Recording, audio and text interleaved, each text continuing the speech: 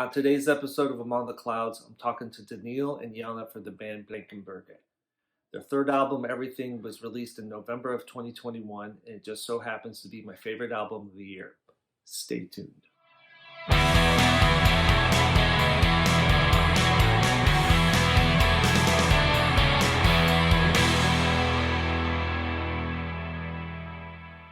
All right.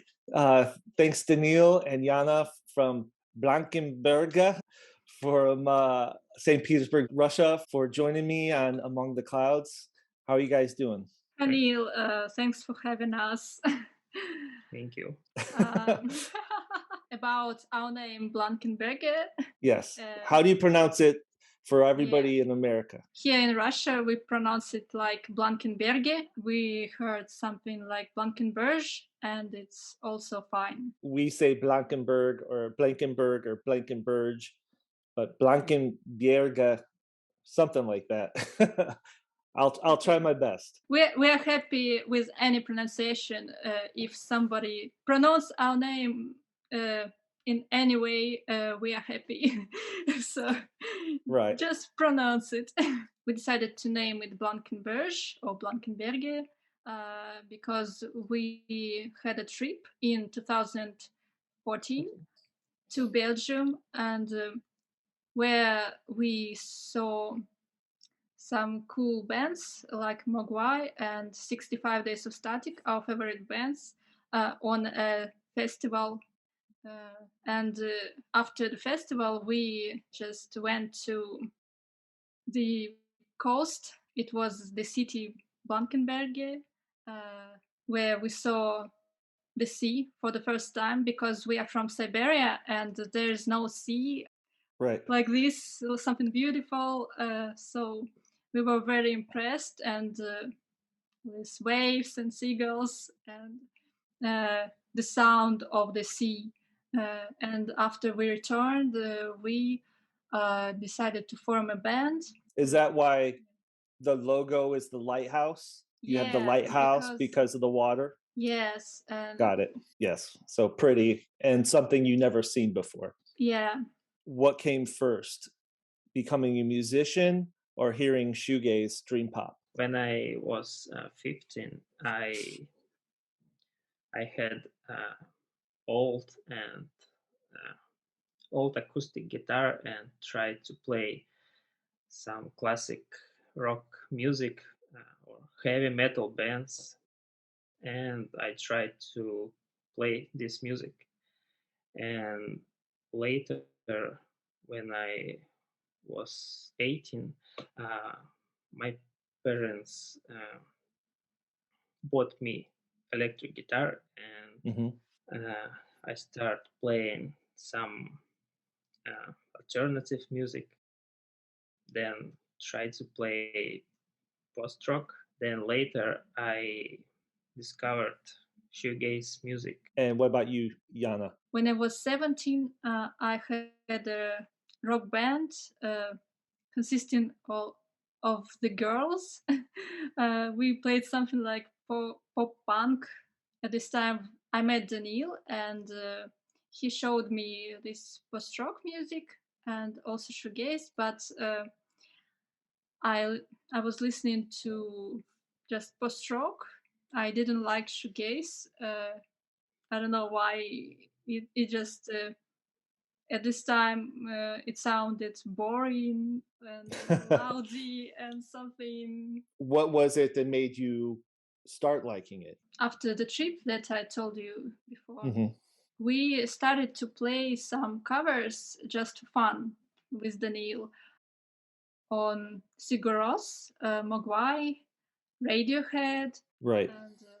And Daniil wanted to play shoegaze, but I didn't like it. I think we played for a year, and then Daniil showed me Astro Bright.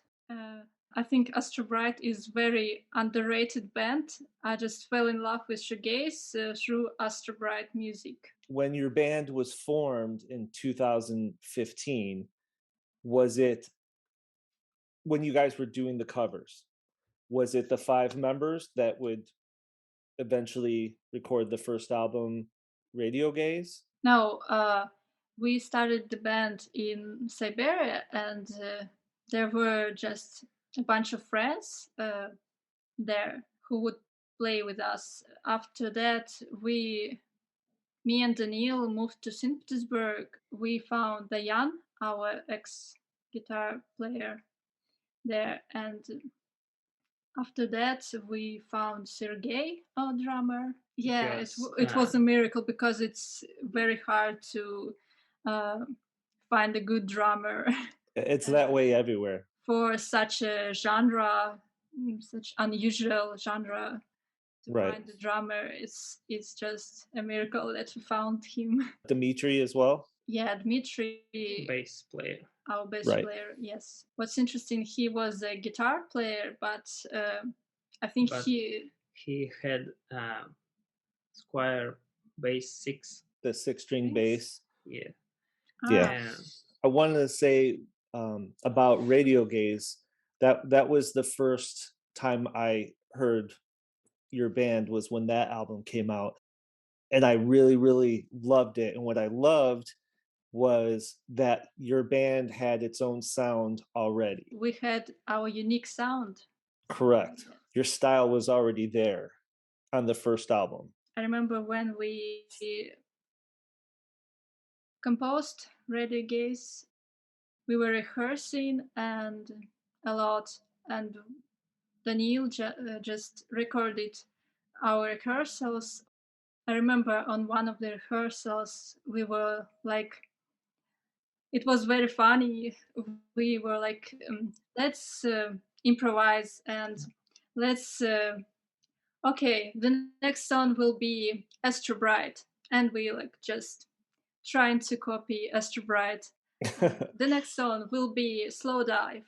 And we're trying to play something Slow Dive. Slow Dive song. Do you know this band from St. Petersburg, Pink Shiny Ultra Blast? Also, Pink Shiny Ultra, yeah. A lot of people here, a lot of our listeners from Russia always say that we are somehow influenced by them. Yeah, influenced, and maybe this is true, but not completely, because we mixed everything that we wanted to hear in our music.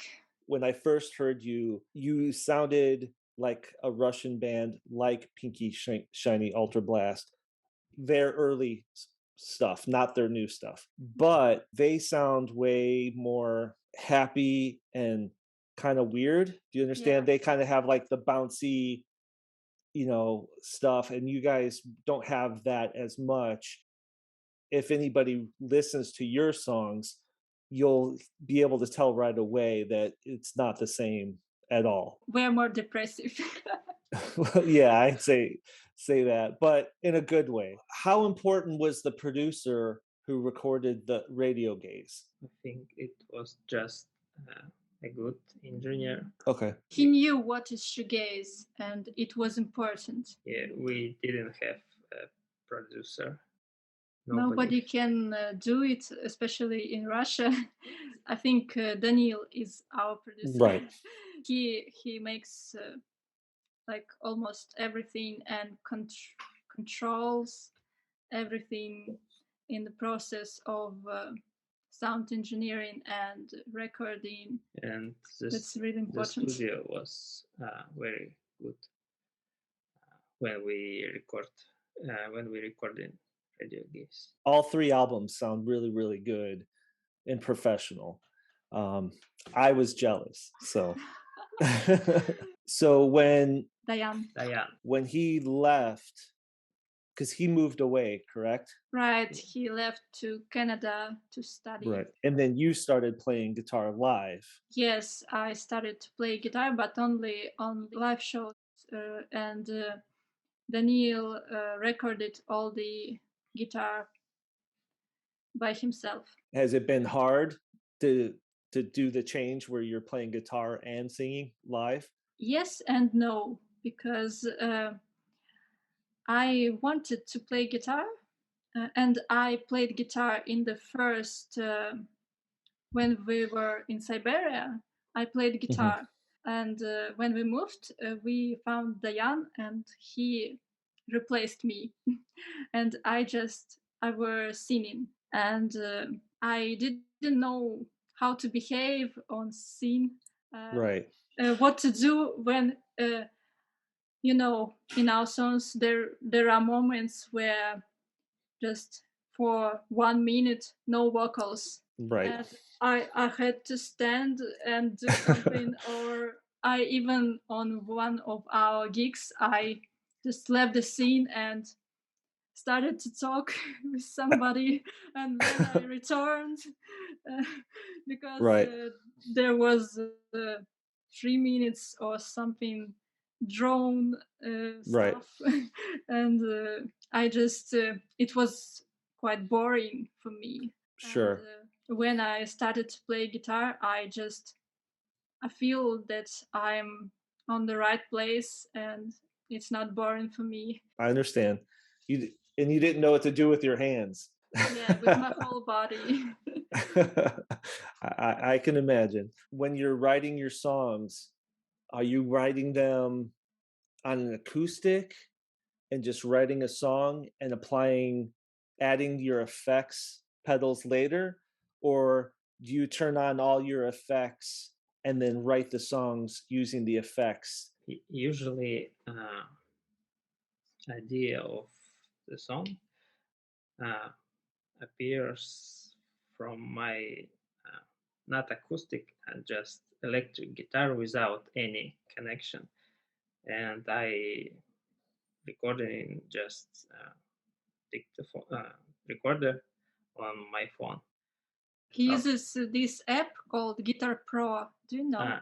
yes. Mhm. Then I listen to it and write down to Guitar Pro and add some drums, bass, and guitars and effects, and then we play it on rehearsal, and that's it. When you show the song to the rest of the band members, is the song completely finished? Are their parts all written? Or do you take it to rehearsal and as a band structure the song? Third album, every song was finished, but later we always play every song on rehearsal and uh,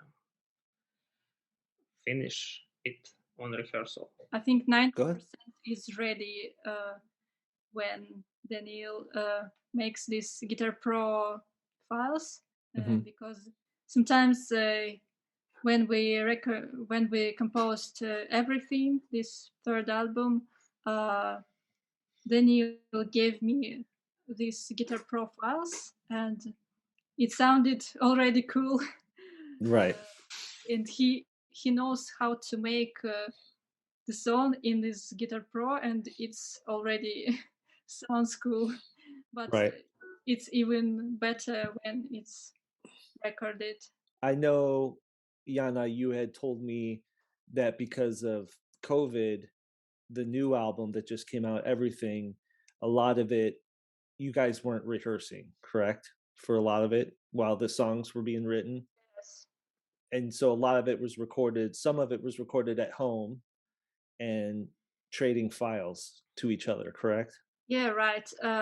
We recorded bass and drums in a studio, and guitar and vocals at home. Daniel used his, Kemper amp. and I just recorded vocals on our kitchen because there was the sound on our kitchen was the best in our small apartment. Do you think you'll record in the future like this? Was it easier to record some of it at home? I didn't like record recording it at home because I took a lot of time for a song. For one song, I took about 20 hours. In the studio, I did it faster. Like Right. 2 hours. Yeah. Yeah, me too. I had the same problem because it's like you became very Conscious. yeah, perfectionist. You became a Sure. perfectionist, and hmm you listening to what you just recorded, and oh, it's not right. I have to re-record it. And in a studio, I was like, I recorded a song in an hour, and Right. at home there were nobody to guide me. But I think it's good that we did it at home, because I made some mistakes in the studio in the previous albums that I couldn't, I couldn't correct it. Right. And it's so, frustrating that hmm at home, I just re-recorded it anytime. Better performance. Yeah, better performance because of that. Are you singing the whole song as a take, or are you doing a bunch of takes, different takes of the song, and then editing it into one perfect take? No, not whole thing perfectly. Okay. Yeah.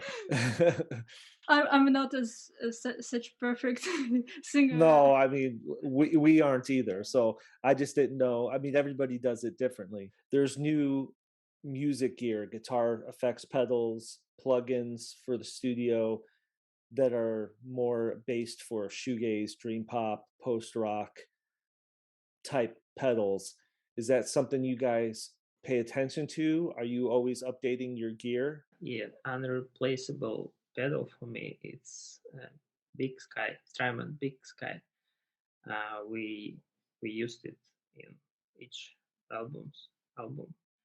Now I try to get classic Boss pedals, old pedals. Are you always updating your gear? Are you always buying new pedals? He buys it always, and I just don't allow him to sell the DD20 pedal, Boss DD20 delay, because I think it's also one of the essential pedals, and he likes to change it every time, and I I don't really into this gear stuff, and he always helps me with that because Right. So would you say that you have a different distortion on each of the albums? Is Radio Gaze one distortion, Moore's another distortion, everything's a different distortion? You've used a different distortion pedal on each album? Yeah, for Radio Gaze we used Sweet Fronton Sweet. Do you know? It is big muff. equivalent. Yeah, and Okay. for more we used Spires, there's Quackers devices, Right. and for everything red, Proco red. When you're writing your songs, are you ever thinking about song structures? He told me yesterday that all it's always different, and sometimes he tends to like this traditional structure, and sometimes just more experimental. So I would agree from as a listener to your songs. That's why I was saying Summer Morning sounds more of a traditional structure, whereas some of the other songs sound more experimental and with no rules as far as how the song is laid out. Just important that a song has to have some Loud final. loud and tense at some Dynamics. now one of the parts of the song has to be louder than the rest. Yeah, that makes sense. I hear that in your songs.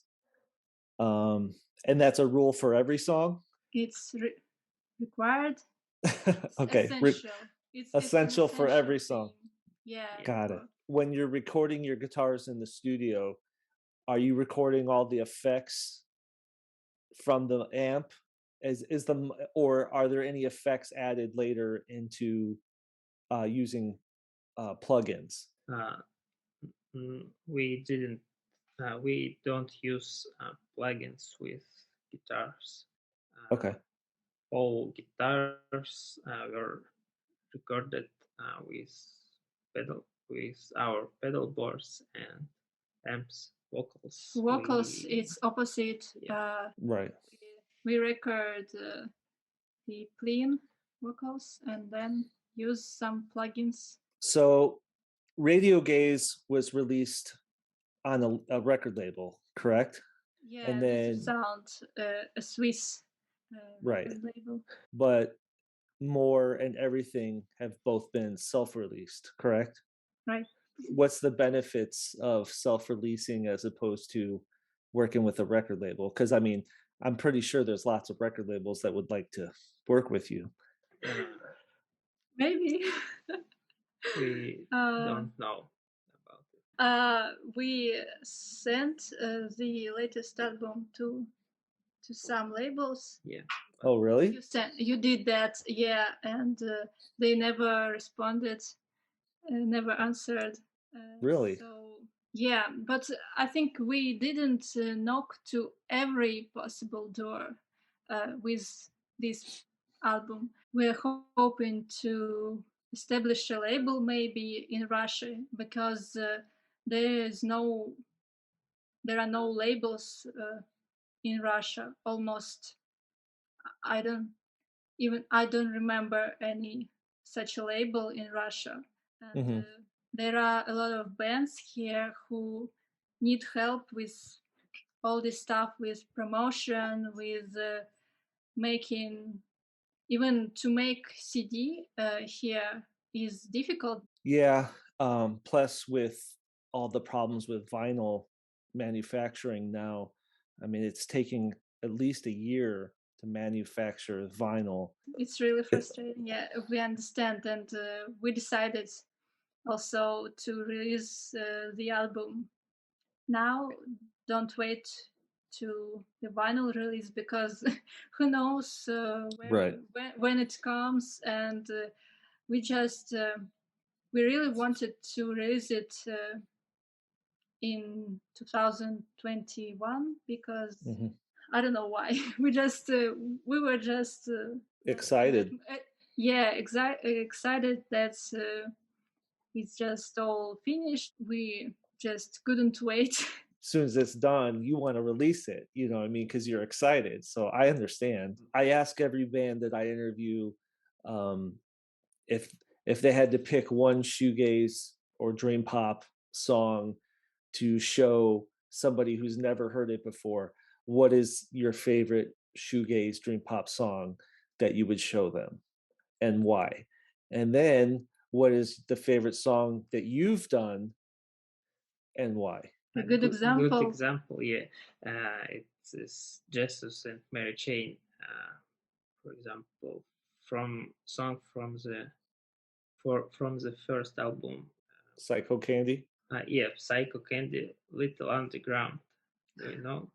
Yeah. My Little Underground, because it sounds like a mix of post-punk and alternative, but I think it is real shoegaze, because it is has energy. Right. I think for Russian people, I would pick Ellison by Slow Dive, because it's really similar to Russian rock in such a way.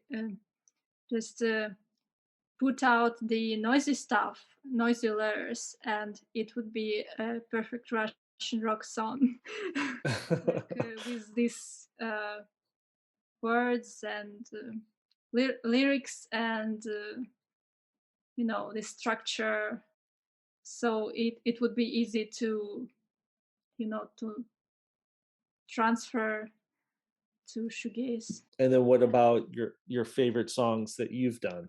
It's more difficult to answer. We maybe from Radio Radio Gaze Gaze song. We. Yeah. And then what about you? I would say Look Around. I think it's our most popular song, but I don't know why, because we never expected that it would be. I don't like this song. That's funny, because I have started asking the people I interview lately, what's a song that became popular that you didn't expect to become popular? What song is a fan favorite that you didn't think anybody would care about? So I guess that would kind of fit that. Yeah, it would be Look Around. Is there a song of yours that you thought would be a fan favorite, but it's not? Maybe Out Loud from Radio Radio Gaze. Gaze. Yeah. Out Loud. Yeah, it's quite similar to Look Around. I think with its structure, but it's not popular. Thanks for doing the interview, and hopefully it wasn't too bad. Hopefully you understood half of what I said. Thank you. We understood everything. No, you didn't. But yeah, thank you for doing the interview. I know I'd asked you guys, I don't know, 3-4 times over the last year, probably. I think we were really busy with this. No, I understand. Album. When you messaged me the other day, I was like, oh, okay. So I got excited because I really do like the new album. I really have liked everything you've done. Radio Gaze was one of my top 3 albums of that year, probably. Well, I'll let you guys go. Thank you for doing the interview. Thank you very much. Thank you. I'd like to thank Daniil and Yana for doing the show. Don't forget to like and subscribe, and thanks for watching.